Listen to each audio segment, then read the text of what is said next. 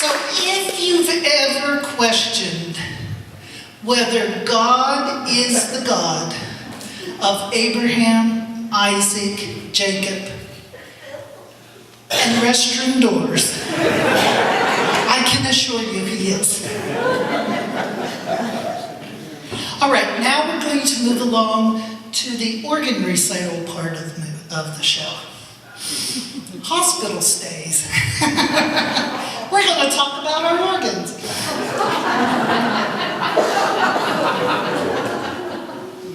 That's one thing I always tell people who don't live in Soleil. They say, how do you like living there? And I say, oh, I just love it. But I said, every time 2 or more people from Soleil get together, we have an organ recital.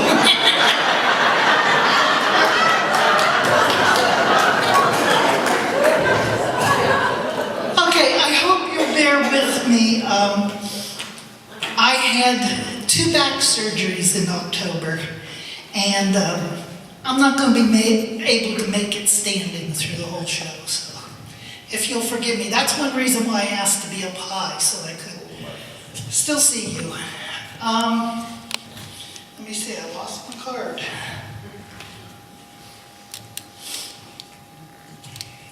These are just to remind me to keep on track, you know. Oh, here, okay.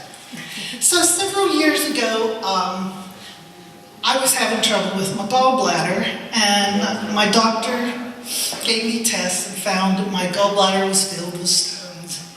And they sent me to a surgeon. And every day I was getting worse and worse. And when I explained my symptoms to him, he said, I'm afraid you're developing pancreatitis. And he said, that's life-threatening. So, can you meet me at the hospital at 7 a.m. tomorrow morning, and we'll take that gallbladder out? I said, sure. He said, well, because you're diabetic, he said, normally this is an outpatient, but he said, because you're diabetic, I would like to keep you overnight so we can monitor your blood levels and all that. I said, no problem.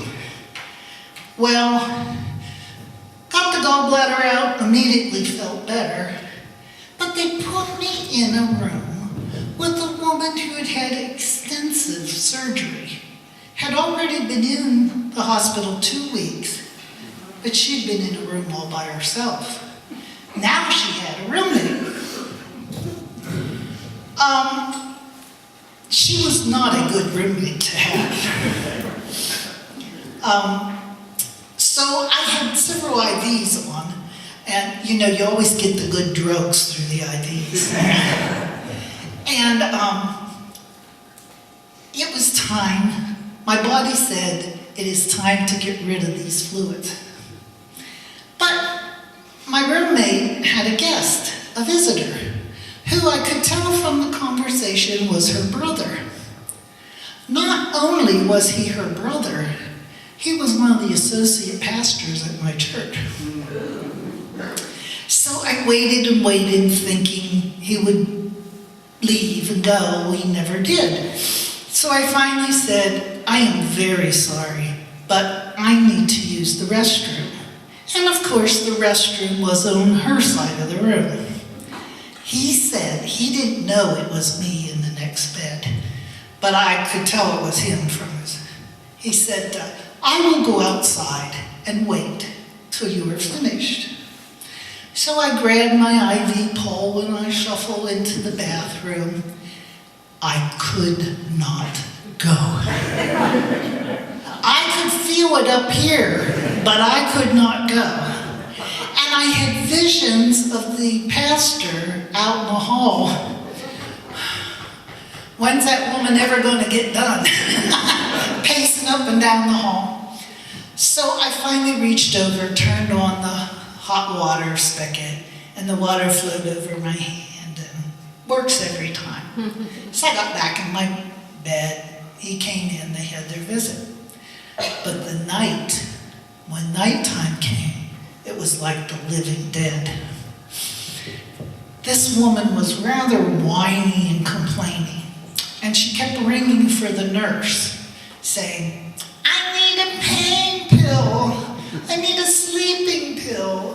And the nurse came in and he said, I've already given you all the pain medication you can have, and I've already given you a sleeping pill. If you turn off your TV and dim your lights, I guarantee you, you'll fall asleep within 5 minutes. And he left. She didn't turn off the TV. She didn't dim her lights. But that wasn't the worst part. I could have probably still fallen asleep. She was watching the game show channel, and she felt the contestants needed her help. Let's make a deal. Door number 3! Door number 3! She was very loud, you know. The price is right. It's higher, you know. No, it's lower. She was buying vows. I mean, we played every game show on TV that night. And she did it at the top of her lung. I finally lost my patience. I know, it's hard to believe, isn't it, that I do it on occasion. And I said, ma'am, will you please turn off your TV, or at least stop screaming at it? And this little tiny voice says, oh, am I disturbing you? I said, yes, you're disturbing me, and those people can't hear you anyways. I said, I'm trying to sleep, and I can't for you hollering at the TV. Oh, I'm terribly sorry, she said. And she turned off the light and turned off the TV. And true to what the nurse said, within 5 minutes, I heard her regular breathing, you know. Knew she was asleep. Ah, great. This woman talked in her sleep. She had obviously recently planned a wedding, or perhaps she was in the middle of planning a wedding. But anyway, we talked to the florist, and we talked to the caterer, and we talked about dresses, and I didn't think it would ever end. Finally, I guess the wedding was set. She fell asleep. I was never so glad to get out of a hospital in my life. Bill, many of you know, Bill had surgery on his neck this summer and had several complications afterwards, which resulted in extreme pain. The first week, I was so sympathetic. But all day long, for 24 hours, even into the night, I heard, oh. My daughter, who's here tonight, she came up to visit. She said, what's wrong with Dad? First week, I was so sympathetic. Second week, a little less, but still sympathetic. By the third week, I was done. He was on my nerves. So we had to go back to the surgeon. And the surgeon said, well, I can't figure out why you're still in pain. You know, everything looks good on the x-rays. He said, perhaps you have a disc lower down in your neck that needs replacement. He said, and I said, are you saying you're going to have to go back in and do more surgery?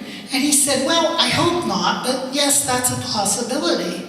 And I said, well, would you do me a favor? And he said, well, what? I said, if you have to go in, would you please remove his moaner and groaner?